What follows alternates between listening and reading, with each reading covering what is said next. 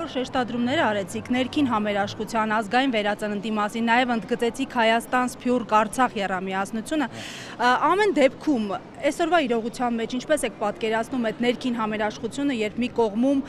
բռնի տեղահանված արցախցիներ են, կալանավորված հոգևորականներ են, հետապնդվող քաղաքացիներ են, իսկ մյուս կողմում այդ ամենը արդարացնողներ։ Ուրեմն ես նորից եմ ասում, պետք է լինի հաշտություն, համերաշխություն, ատելությունը պետք է վերանա, չարությունը վերանա, նախանձը վերանա։ Ես ասենք թե ամբողջ մեր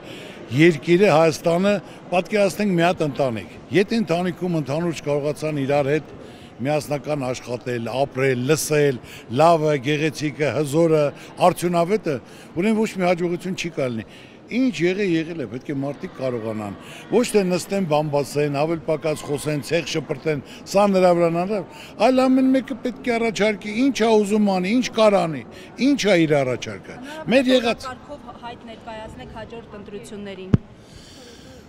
Ուրեմն այսօր այդ օրը չայտես ուզում եի, ես կգա ժամանակը, ամեն ինչ կասեմ։ Ես ասել եմ մի ամիսներ առաջ, որ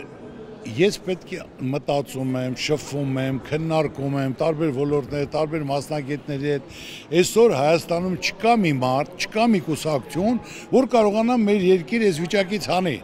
Անպայման պետք է լինի քննարկում, համախմբում, պարտադիր չի որ կուսակցական լինեն, այլ մարդը տվյալ ոլորտի ներկայացուցիչն է, արդյունավետ, բանիմաց,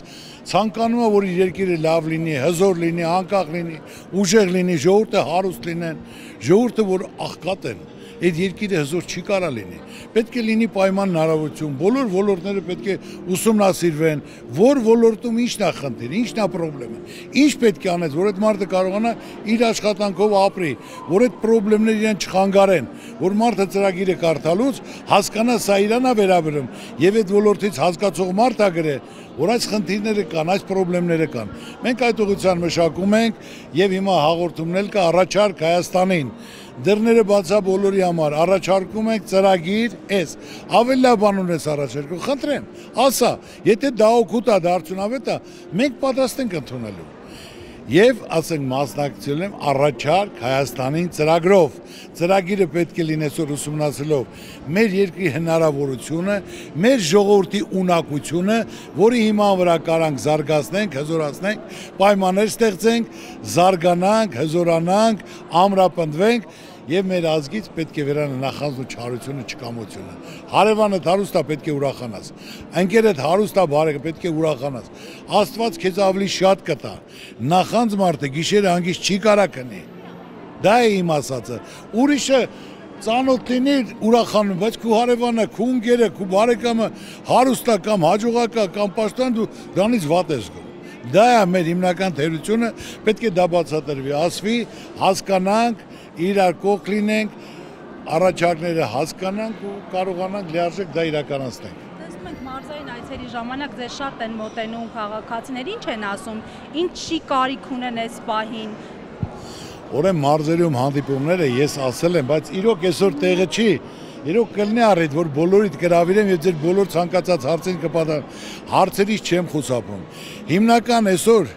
երկիրը պահողը ժողովրդին կերակրողը գյուղատնտեսությունն է, գյուղացին է։ Գյուղացու ուզածը ինչ պետք է լինի։ Մեխանիզացիա, պարարտանույթ, վառելիք, սերմ եւ իր բերքի մթերումը, որ ինքը կարողանա այդ բերքը հանձնի։ Ես ասում եմ, այսօր բերքը դուրս եկավ Ծիրանը 1000 դրամ,